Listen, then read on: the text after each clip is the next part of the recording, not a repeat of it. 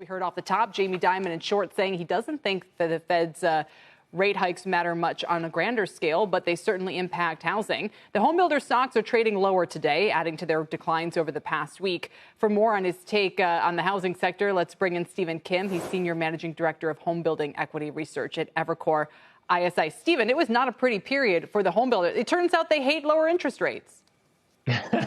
Well, they've actually moved up quite nicely over the last few months here, actually the last month or so. So we actually have had a very nice positive reaction to the lower rates. Frankly, though, I think that we have a lot more to come because right now what we're seeing on the ground is that in 2Q earnings, we're hearing that June really wasn't a great month. July probably wasn't that great either, based on our contacts. And so this move down that we've seen here over the last few weeks in the 10-year yield, which will, of course, translate to the mortgage rate, is going to be very beneficial, we think, for the housing market. And we think things are going to get better on the ground as we get into the third quarter.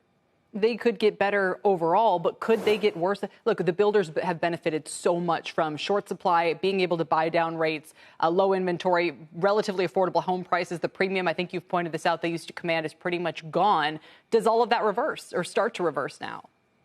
Well, I think not. I think that what we have here is we're probably going to see another step up in demand as the rates come down, but the supply remains extremely tight. It's moved up a little bit. I think people are trying to make a mountain out of a molehill. They're looking at maybe a couple of markets around the country where things have gotten a little bit worse, but it really hasn't metastasized to the rest of the country at all. As a nation, we have 3.8 months of supply of resale homes on the market. That used to be normally around 5 to 6 months.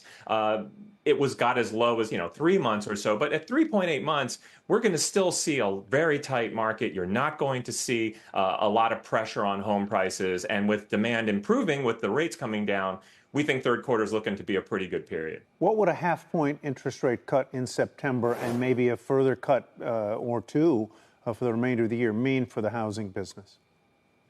Well, I think it's important to recognize that the mortgage rate really cues off at the 10-year yield. And that's because people usually stay in their homes for, 7 to 10 years or so.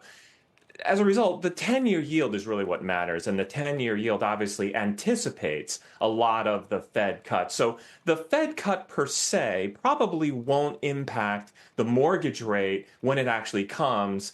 This period we're in now, as people are thinking the Fed's going to cut, that impacts the rate. So you kind of get that. However, I will say that a lot of people who buy houses for the first time may not be very sophisticated. And as a result, they may not really know that the long end of the yield curve is what matters.